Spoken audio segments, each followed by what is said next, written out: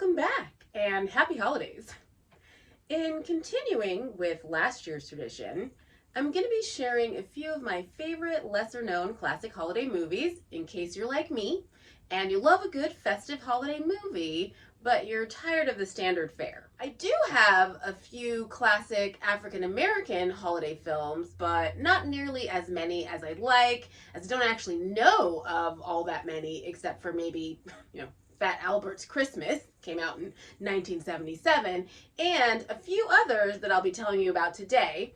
But if you know of any others, please let me know in the comments. Anyway, let's get started, shall we? The first movie I'm going to talk about is an African American all-black cast film called A Dream for Christmas, and that one came out in 1973. It stars Bea Richards, Lynn Hamilton, Juanita Moore, and Clarence Muse. This one was actually a TV pilot made by the same guy that did The Waltons, but it didn't get picked up. So now we just have this fabulous Christmas treasure. This one's about a Southern minister who is sent down to Los Angeles to rescue a poor congregation. Their church is about to be demolished, and the members have become discouraged and are turning away from the church. The minister's goal in this one is to resurrect the people's faith and to save the church. It's great. This is a wonderful feel-good Christmas movie with afros aplenty, and I definitely think it's worth a watch. The next one I'm going to tell you about is called The Great Rupert, aka The Christmas Wish. And that one came out in 1950. It stars Jimmy Durante, Tom Drake, and Terry Moore. This one starts out when the daughter of poor former acrobats falls in love with the wealthy boy next door, whose Scrooge-like father is so distrustful of banks that he hides his money in the walls of the family home. It's probably not a good idea. Meanwhile, a down-on-his-luck vaudevillian leaves his trained squirrel Rupert in a park to give him a better life. Rupert finds his way to both the boy next door's house and the acrobat's daughter's house and works to produce a few Christmas miracles. This is a really charming movie that's fun for the whole family. It's got an animated squirrel in it and funny man Jimmy Durante. How could you lose? Put this one on your list. The next one that I'm going to tell you about is probably the most well-known of the bunch, but still not the usual Christmas-type fare. It's called We're No Angels, and it came out in 1955. It stars Humphrey Bogart, Peter Ustinov, Aldo Gray, Joan Bennett, Basil Rathbone, Leo G. Carroll, and Gloria Talbot. In this one, a thief and two murderers escape from prison on Devil's Island just before Christmas and arrive at a French town on Christmas Eve. They find themselves at a local shop and somehow manage to finagle themselves into some jobs. They plan to remain in this town until nighttime, and that's when they're going to steal some clothes and supplies and escape on a ship that's waiting for them. So while they wait, they find that the shop owner's daughter is in financial trouble, so they offer their services to make themselves seem less suspicious. This, of course, is when things really start to get going as we watch these criminals work their cons to try and perform some holiday magic. This is one of my favorite holiday movies, and I definitely think it's worth a watch. The next one on the list is called The Cheaters, and that one came out in 1945. It stars Billy Burke, love her, Ruth Terry, Robert Livingston, Ona Munson, and David Holt, also Joseph Schildkraut. This one starts out with a broke businessman who supports a wasteful and cash-obsessed family.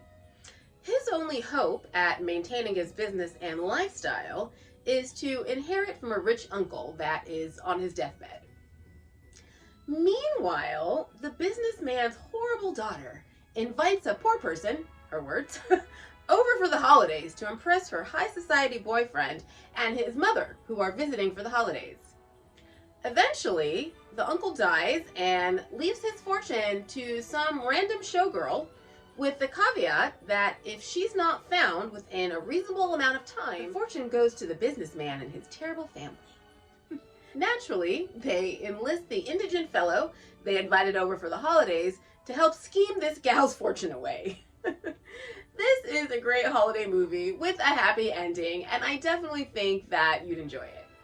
The next one that I have for you came out in 1967, and it's called Fitzwilly.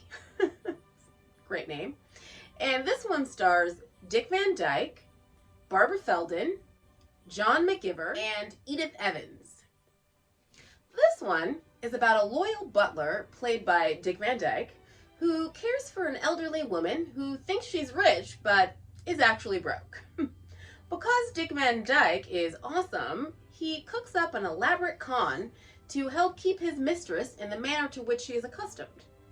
Meanwhile, his mistress hires a secretary to help her with her dictionary, which is basically a list of all possible phonetic misspellings of words. This secretary obviously throws a wrench in Fitzwilly's plans, and he must figure out how to continue his con so the secretary doesn't become wise. I know I'm describing this and it doesn't sound like a Christmas movie, but it is. It takes place during the holiday season, and the action culminates at Gimbel's on Christmas Eve. It's a delightful comedy that I don't think you should miss, especially if you're a Dick Van Dyke fan. Definitely put this one on your list. Okay, so we're almost done. The next one we're going to talk about is called It Happened on Fifth Avenue, and that one came out in 1947. This one stars Don DeFore, Anne Harding, Charles Ruggles, Victor Moore, and Gail Storm. In this one, a hobo bends down in a boarded up mansion on Fifth Avenue while the owner is away at another one of his properties. He's a very rich man. This hobo ends up taking in some other down on their luck gents and one gorgeous woman, played by Gail Storm, as boarders in this mansion that he does not own. Turns out that this woman is the wealthy mansion owner's daughter, but she doesn't tell anyone because she's fallen in love with one of the boarders and wants him to love her for her and not her money. The rest of the movie is a madcap adventure of wealth, mistaken identity, and love. I love this movie, and I definitely think you should tack it on to your holiday movie watching list. Lastly, I'm going to give you a bonus movie that I am sure you know, but I don't want you to forget. It's The Wiz, which came out in 1978, and it stars literally every famous black person ever. It's got Miss Diana Ross, Nipsey Russell, Michael Jackson, Lena Horne, Richard Pryor. The list is practically endless. This one's basically The Wizard of Oz with better music and fabulous dance numbers. Also, the costumes are wonderful. It's so 70s. I love it. It is a feast for the senses and is a staple in my holiday movie watching routine. And that's it, my dears. We're done. As always, if you liked what you saw, please like and subscribe. And hopefully, I'll see you here for my next holiday-themed episode on Wednesday, December 22nd. See you then.